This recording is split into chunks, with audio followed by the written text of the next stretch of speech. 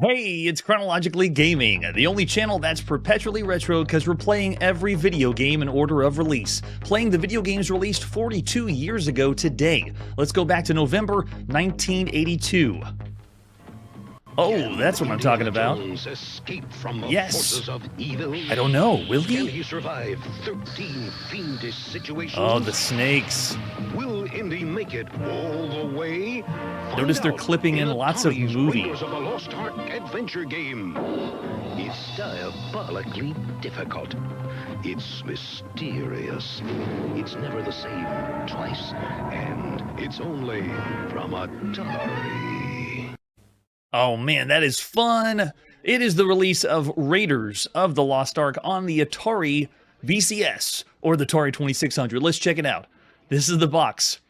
Oh my gosh, it's finally time. It's finally here. This is only for the Atari 2600, and this is the 173rd game we've played on the home console that everyone needs to have. Look at the box. Look at this. This is the first box. They had another one. I think this was released later in 1986 that kind of changes it a little bit up, but I love this one. Classic because they kind of did what we saw with the other movie tie-in, Megaforce. They just take a poster, something from the movie, pop it on the front, and it already gets you excited about this. This game is supposed to be as good as the movie. I mean, look at this.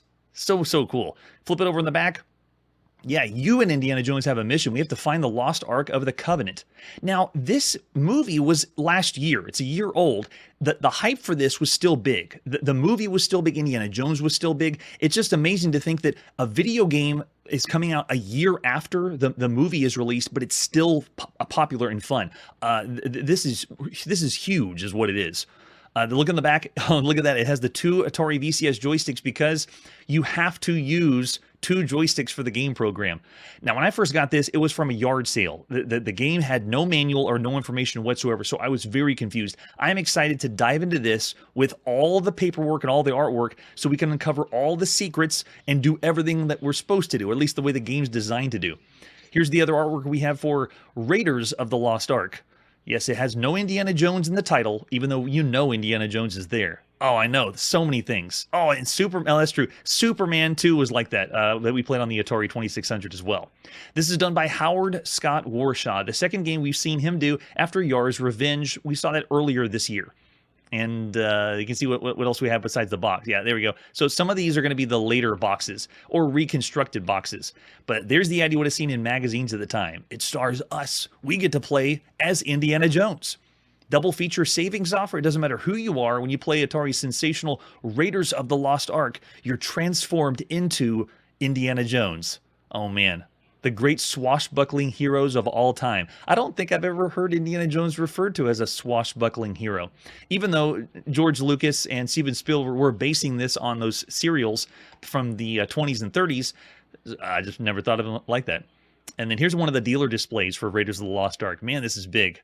So this one is obviously based, on the movie Indiana Jones, Raiders of the Lost Ark. The second movie, Temple of Doom, I don't think it's come out yet. By November 1982. Someone needs to fact check that one for me. But Indiana Jones is still really big, very popular. The video game scene, this is the very first official Indiana Jones video game. Now, here on the show, we play everything up to this point. We have seen a fan game, an Indiana Jones fan game called Raiders on the Dragon 32 microcomputer.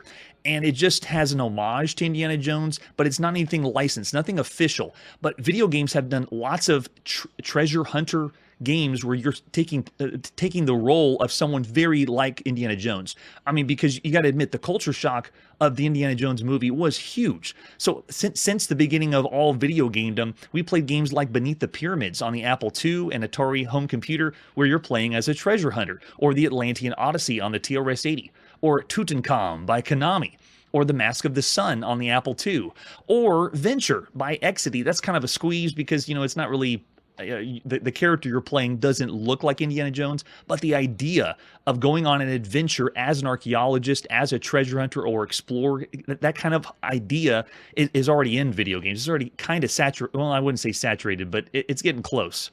And there's games really close to this style of game on home consoles. And there is a t-shirt. It didn't come included with the box, but did anyone have this t-shirt of Raiders of the Lost Ark? It looks awesome. Yeah, Brian, I'm the same way. I want to see what the manual has to say about the joysticks, because when I first played, I don't know if you've picked it up yourself. You try with the first joystick, it doesn't do anything because the other joystick is the one that moves Indiana Jones around, but the other joystick is the one you use to highlight all your items. So if you had no idea if you didn't have two joysticks, what would you do? It's just crazy. You have to plug it into the other port, I guess. So there's the cartridge of Raiders of the Lost Ark. Oh man, what is unearthed in that cartridge, or a reconstructed one? Yeah, the artwork is so good. I really enjoy the artwork on the Atari VCS boxes anyway, and then to put Indiana Jones as the movie on the front, so nice. And it looks like it was not something from exactly from a movie poster, like something they put together. Well, that one definitely was. And there's the example of the screenshot too. All right, so we do have some other things too besides the box itself. There is, well, actually, let's go in the manual first. So Raiders of the Lost Ark didn't have this, and most people that played it, I wonder if you got the whole game brand new, did you end up referring back to the manual because you realize you don't really know what you're doing to play the game? Because it's a tricky one. There is Indy at the top of the screen. So the graphics of this game were done by Jerome Domerat, if I'm pronouncing that correctly, and he did the graphics of some other games on the Atari as well. He did Real Sports Baseball that we've seen up to this point, and the graphic of Indiana Jones. I'm curious to know if Howard Scott Warshaw designed that, or it was all Jerome that did the graphics, because moving around as Indiana Jones is much better than just a blip. You were an adventure, right? I know, right? It's so good. All right, welcome to Egypt, Dr. Jones. There's some story and lore. Dust off your felt hat, throw on your leather jacket, uncoil your rawhide whip. You're going on the greatest treasure hunt of your life, because there is puzzles in this game. The Lost Ark. We have to find the fabled Lost Ark of the Covenant. Dazzling treasure, and the lore goes on. Similar to the movie, but it's not really following the movie. I mean, this is on the Atari VCS. You can't expect them to follow the movie right off the bat, right? So it's an adventure game. To win, you have to make your way past obstacles to find the Lost Ark. Along the way, you'll acquire adventure points, which can be scored at the end of the game using the Well of Souls. So even though this has adventure elements in it, it still has a score because it's November 1982. I wouldn't have it any other way. You start off in the Well of Souls on top of a high pedestal, the Ark shining above you. Soon the pedestals sink down and the Ark disappears, and your quest begins. And then you have to go from room to room or screen to screen to find the Ark. Your journey is a dangerous one. You're given 3 lives to play the game. Oh man, you're going to be dying a lot because of the snakes. Why did it have to be snakes? If you have any lives remaining, you'll reappear and continue playing the game. If no lives remain, the game ends, and you must start the game over again by pushing the right controller button. Like it says, the right controller button. Not the wrong one, the right one. But, you know, they're talking about the right and left controller. That's too funny. Oh, my goodness. All right, so you'll need every ounce of skill, because, and you're also going to need to use your head, because there's puzzles in here that are almost as obtuse as some of those text adventure games we played. Here's what we need to know using the controllers. This uses 2 controllers, both of them on the Atari home computer, and this is not the first. We've seen other games on the Atari that use both controllers, but this one's kind of unique because it's not like controlling two different things on the screen or 2 different players. This is one controller highlights the items down at the bottom, and one controller moves Indiana Jones around. It is so bizarre. You start the game powering it on, and the right controller is going to move Indy around the screen. He goes all up, down, left, and right, picking up objects. He'll automatically pick them up whenever he goes over the top of them. So it's different from Warren Robinette's Adventure, because you had to click the button to pick up the item, and then you could move it around. This one, you just walk right over it. The red fire button on the right controller makes use of any object you have, so you can move Indy and use the object highlighted. Now, the left controller functions as your inventory. It's used to select objects, drop objects, and has a white selector dot below it. So in a way, this has equipment quick slot selection, one of the very first video games that allows you to quickly equip and get items and use the slots on the screen. Just think of that. Of all the games we played up to this point, or role-playing games we played, strategy games we played, this is one of the very, very first that had equipment quick slot selections. Genius. Doing it on the 2 joysticks, though, is a little confusing, yeah. Oh, man, yeah. If you aren't able to get far enough to the map room, it is a big feat. So for console controls, the left and right difficulty switches do nothing. The game select switch does nothing. There are no variations in the game. It is just go in the game and can you solve the puzzle. You'll be transported to the entrance room and then you're on your way. Now this manual is very helpful. I would have loved to have the manual, any kind of paperwork, please. At this point, they are renting video games, and most of the time the rental stores didn't keep these manuals. So imagine you're going to the rental store and you get just the cartridge and you take it home. You really can't do much with Indiana Jones unless you have the manual with you. Over on the left side, they're explaining the score. When you get to the end of the game, the higher up in the pedestal you'll go when you score, that's how you'll get to the Ark of the Covenant. So cool. And then they have over here, right above my head, the entrance room explaining what things are, which is, again, very helpful. Some of the things are obtuse. Is that really a snake? Is that really a whip? How can you tell? And they show what the black sheik looks like. Oh, how do you buy things, too? Because they have a market on that you can purchase items. Very, very little items, but just blows my mind. There's a slight, not economy, but, it's just amazing you could buy anything from the merchant. Then we have the temple entrance. There's the marketplace with examples of screenshots. And then they also have this warning, don't read any further because you're going to be given parts to solve the adventure game. Thank you, manual. And we are going to read further. I'm dying to know. Then we have the spider room. Over at the top, you can see there's some, tsetse flies. Oh my gosh, the flies. I remember they killed me so much. The flies, the snakes, and then falling. That was the big three that I just remember dying so much playing Indiana Jones. But even though I didn't have, whenever I originally played this, didn't have the manual and didn't have any of a clue of what I was doing, I still enjoyed just being able to move around as Indiana Jones or pretend you're playing as Indiana Jones. And then over on the left side, they show the room of shining light. And oh yeah, you have to find your way out. You can either shoot your way out or whip your way out of the dungeon rooms where the Guardian is. And then we have the treasure room. Money supplies there. You can go get some gold and use that gold to go purchase items at where the Sheik is. And then we have the Mesa field, which is right here on the other side. Let me move myself out of the way. So that is one of the only few places in the game that actually is scrolling down. So this is combining the flip screen transition from room to room, but it's also utilizing the 2D scrolling. Amazing that this is all in the same game. It's very fascinating. Oh, look, they got a grappling hook over there. So cool. And then over on the left side, oh, there you go. Anybody remember the parachute, solving the parachute? Because on the Mesa side, if you fall off the Mesa, you'll just fall down this pit. Again, that one's scrolling as well, but you have to have the parachute or you won't be able to make it because you have to get into the opening. I don't know if anyone can see. They're explaining what it is. Look at that. There's a small opening. You have to parachute around the branch and go into that little crack on the side. Gosh, so obtuse. Then we have the Valley of Poison, where one of the thieves can take you out, and then more flies are there. The Black Market, if you make it that far in the game. And the Well of Souls. Oh, man, so good. And then this is explaining what everything is in the game. I know you could, that's right, you could hook in on the branch and then slide into the opening. That's right, Charlie. We have the Magic Flute. We have the coins, and you can find these in the basket, I believe. You have the Grenade. The key, which opens some doors, the whip, which it shows what it looks like on the screen and what it looks in your inventory, because that's another thing that's confusing. Notice the magic flute that looks totally different, and the whip looks totally different than what it is on your inventory screen. On the screen, the whip looks like a stain someone smeared on the floor. And then we got the parachute, what it looks like in both screens, your timepiece. In the temple entrance, it's to tell time and press the button on the right controller, and then we have the revolver you can use to shoot your.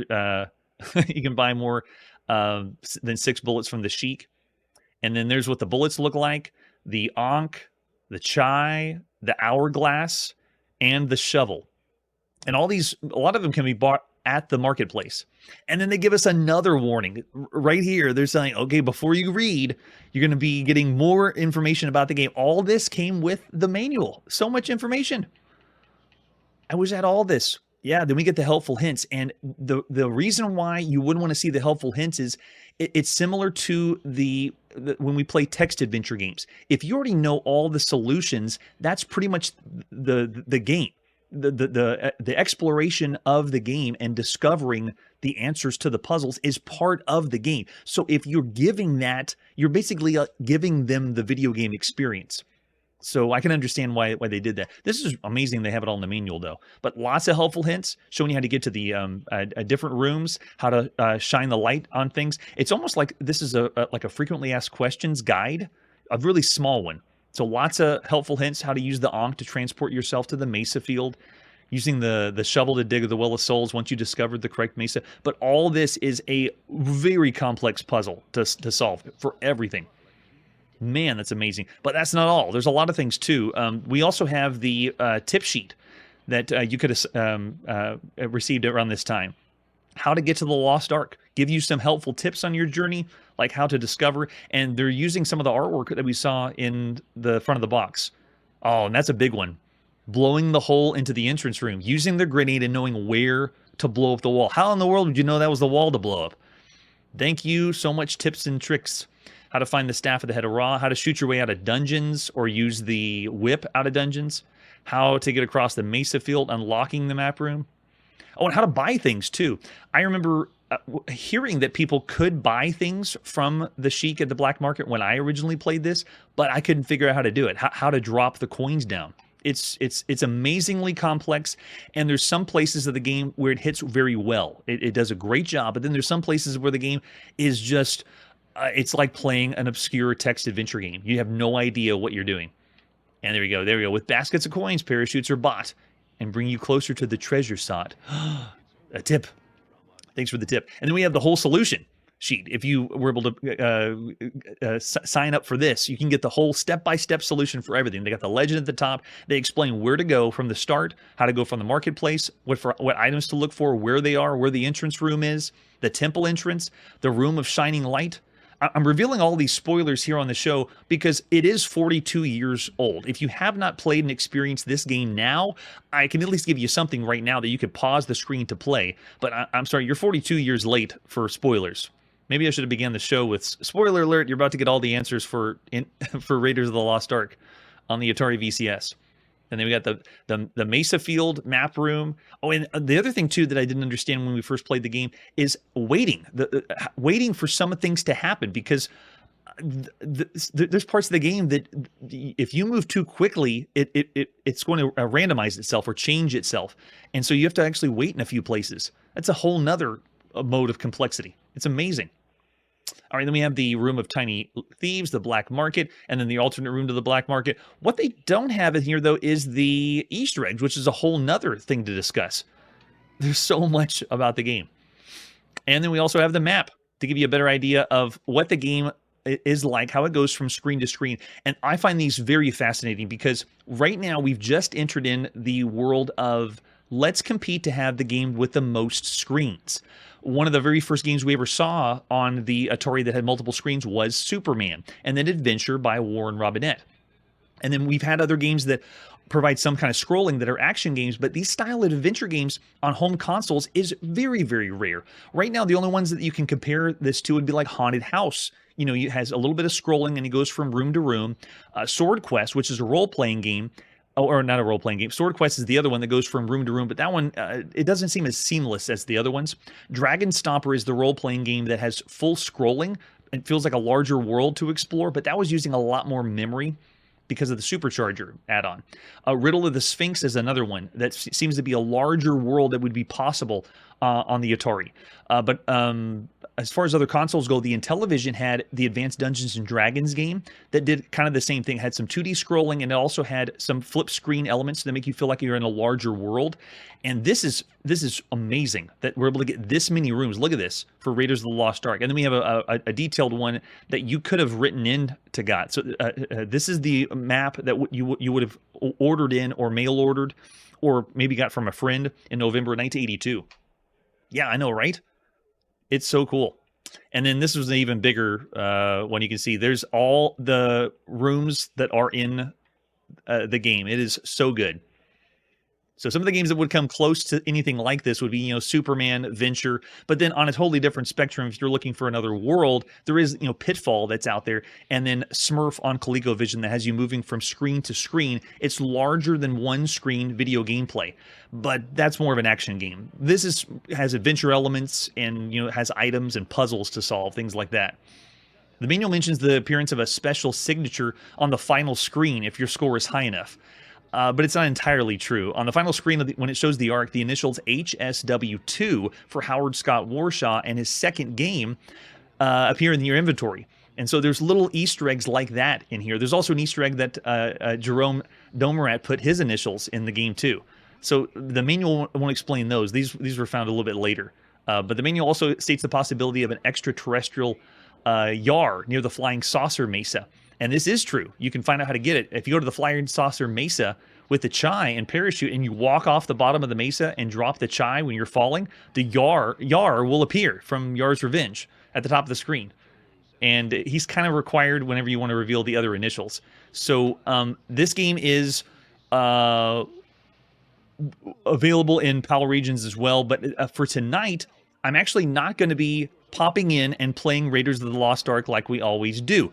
We are going to play this, but we're going to do that next episode. So what we're going to do tonight is kind of go over what we did with every game. And then next episode, we have the creator of Raiders of the Lost Ark and E.T. coming on to play the games with us. And that's where we'll get the gameplay and lots of cool information about the game, obviously, if we're going to play with Howard Scott Warshaw. All right, so that's all we're going to show for Raiders of the Lost Ark. Now, moving on to our next game, we have to break a little rules. Yes, it's going to be awesome. Let's go to commercial break.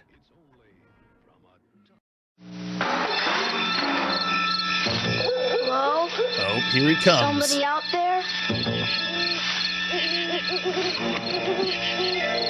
Oh, yep, there's something in there, all right. Video game?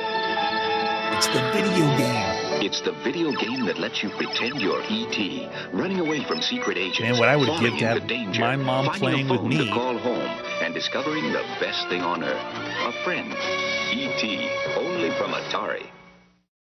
It is magical. Simply magical. It is the release of E.T. the Extra-Terrestrial. Now, we're kind of breaking a few rules here on the show because it's technically not chronologically gaming. We're actually jumping ahead closer to December 1982 when E.T. was released. But the reason why we're doing that is because we're going to have a special guest on the show that's going to play both games with us, the creator of these games. Let's take a look at E.T. the Extra-Terrestrial for the Atari 2600. Oh my goodness. Again, they did great artwork on the front of the box. These are two huge movie tie-ins. Can you believe this? This is only available on the Atari 2600. It is our 174th game that we played for this console. Yes, right? Spielberg dominating. And from what I understand, both Raiders of the Lost Ark and E.T. were shown to Spielberg. He had to approve these games. So with E.T., if you have qualms against the game, Spielberg said it was great. Spielberg said it was one of his favorite games, most likely because he's biased because it was his movie, but, you know, he was the one who did some approving as well. All right, there you go. E.T., the Extra-Terrestrial. Man, I can't believe I'm looking at this game. I can't believe I'm here on Chronologically Gaming. We've come so far with lots of games. This actually feels like I'm in the future because we started in the 70s, 1971, and to go from game to game and to get to this point, I actually felt like I should have seen this game sooner. But no, it's been a lot. We played over 3,200 games, and this just blows my mind that we're here. The back of the box starts with ouch. E.T. is lost on Earth and wants to get home. Help him build an interplanetary telephone to call for assistance before his energy runs out. But beware of government agents and curious scientists who will sap E.T.'s precious energy before he reaches his goal. It is one player only. And this one is by Atari on the Atari. This is the 67th game that Atari has published themselves for their own console. All right, so let's look at the other artwork we got for E.T. here. This is Howard Scott Warshaw's third game after The Amazing Yar's Revenge. He then did He did Raiders of the Lost Ark and then E.T. It's amazing. Yes, Hunter. There's no voice acting or anything in the game at all. Here's one of the ads you would have seen in magazines. E.T. needs your help. In other words, buy 4 million copies of the game because I think that's how many they manufactured. Just way too many cartridges of E.T. out there. And just like Raiders of the Lost Ark, Jerome Domerat did the graphics for this one. And this one is yet another licensed video game by Spielberg. There's what you would have seen in the stores at the time. You know what? This is a little heartfelt because when I look at these store displays, I just think of just next year, there's not going to be any stores. There's not going to be any video game stores. There's going to be so many places that shut down. All those mom and pop stores. This is like the beginning of the end. Yeah, there's another one. Just being able to go to a video game store and buy all these fun treasures, and then you realize it was E.T. Yikes. So we have some tips, kind of like we saw with Raiders of the Lost Ark, on how to get E.T. home fast. They tell you to start with Game Mode 3, because Game Mode 3 is the easiest game variation. So unlike Raiders by Howard Scott Warshaw, this one has game variations. You can switch between the different game modes, or at least 3 different ones. You help E.T. find the hidden pieces of the interplanetary telephone. It explains how to control E.T., but there's no problem controlling E.T. The problem is, I guess we'll get into the manual on that, is as you're moving around, what do all those symbols mean? How are you able to get out of pits and things like that? Yes, they did, Charlie. And they just continue to fly off the shelves. We're going to see home computers play. We're going to play lots of games on home computers. I'd love to see what happens when we hit 1983. So here's the cartridge for E.T., the Extra-Terrestrial. What does the asterisk mean? Okay, because it's a trademark of Universal City Studios. Ah, licensed. Oh, yes. The other thing we got to talk about, which this is way past the fact, but this game created lots of folklore. It created lots of unbelievable stories. And one of them was that because of the crash in North America, that Atari buried E.T. cartridges and lots of their product after the video game crash. And people said, oh, it's not true. But then some people said it was true. But it was proven, finally. Be sure to check out Game Over, Atari Game Over. I'm going to include links down below, because that documentary shows you the proof that Atari did bury these games in Alamogordo, New Mexico. And it blows my mind that this is a video game that it's not because of this video game. We've already seen lots of video games, and because of the culture of Atari and the business of Atari that caused the video game crash. It's because they just had stake in so much of video games with consoles. I know, right? Yes, that's right, Kuhn. Oh yeah, and the James Rolfe movie, yeah, that's another really good one. Great shout out there too. So there's lots of amazing things that are out there to watch regarding this story. The story of this game and its legacy is amazing. That's why I'm so excited to have Howard Scott Warshaw on, because it's like a human legend that created a real legend. It's going to be on the show. It's going to be fun. All right, so we have the artwork too. Very well done. Great stuff for the Atari VCS, with an example of the screenshot too. And yes, the manual for E.T. has lots to uncover and lots to see here. So this is a licensed video game, and here on the show we've played plenty of fan games, not official licensed games. Games like Star Wars, games like Star Trek. We played too many Star Trek games. We have played Superman officially as a licensed game. We played fan games of Spider-Man, but we're about to play official Spider-Man. And then fan games of the Hulk, fan games of Lupin, which is the anime, or Doraemon. We've played Popeye, licensed for handhelds. We played Mickey Mouse, licensed for handhelds. We played the Prisoner TV show, licensed. We played King Kong, licensed. And Tron. That's one of the biggest licensed games. We've seen way too many Tron video games already. Smurf on the ColecoVision is licensed. We're about to see Buck Rogers. Towering Inferno is another game by 20th Century Fox Video Games. We just saw Megaforce and Fantastic Voyage. And as far as movie video games go, up to this point, we've seen plenty of video games inspired by movies, especially Star Wars and Star Trek. There's a fan game of Steven Spielberg's movie Duel that's out there. There's Godzilla fan games. There's 2001: A Space Odyssey fan games. There's fan games on Alien, even though we're about to see an officially licensed Alien game. There's the Poseidon Adventure, Fantastic Voyage, Poltergeist, and all these are games that are based around movies. So the culture of movies in video games is already here, but you have to consider all those type-in games that are out there. There's a lot that you could go through.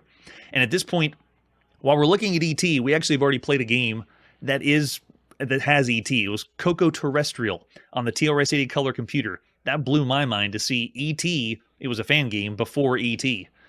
All right, so this manual, I'm expecting something good. I know, this game is just has so much to it. I already explained that I got this game at a yard sale. Actually, I had one of my friends in the family was big fans of the movie for E.T., and they had the game, but we didn't have any of the paperwork to play. I think we had someone that knew kind of how to play the game, but it still was there's so many mysteries with this game. Let's help E.T. go home. He doesn't look like that at all in the game. What kind of crazy planet is this anyway? We came here to conduct simple study of primitive planets, and look what happened. Before I knew it, all my friends boarded our lightship and flew home. What do I do now? The only one I can trust is nice little Elliot. Oh, so this is from the perspective of E.T., because I guess we're playing as E.T. How about that for lore? They're giving you from E.T.'s brain. That's amazing. Oh, Charlie, yes, I bet they did, because this game is, the demographic is supposed to be younger kids that really loved and enjoyed the emotional ride of the movie. And so you put this in the hand of a 6-year-old, 5-year-old, you know, they're not going to know what to do. I guess they'll have fun moving ET around, and that's good enough. But there's a lot to the game. Here comes those crazy aliens again. Help me get home. I don't think anybody learned how to get ET home, and that's why there were so many returns.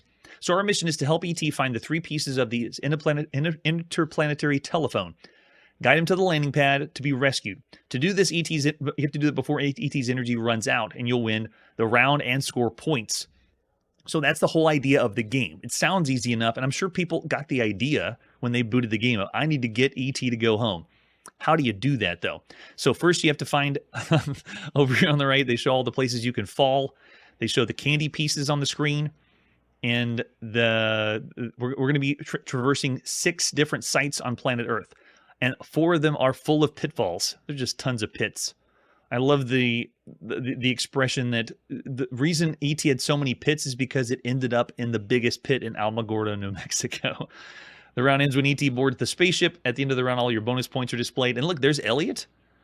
And the design of ET, again, was, I believe graphics were done by Jerome Domerant, but I'll verify with Howard Scott Warshaw. The game ends when ET runs out of energy and you decide, or when you decide to quit playing. The manual actually says that. Oh, man. They shouldn't have put that. They really shouldn't have put, the game ends when you decide to quit playing, because that's what most people did. I can't believe it. On each site, ET moves through various power zones. When he goes through a power zone, it'll show one of its extraordinary powers, and that's one of the things that most people didn't understand.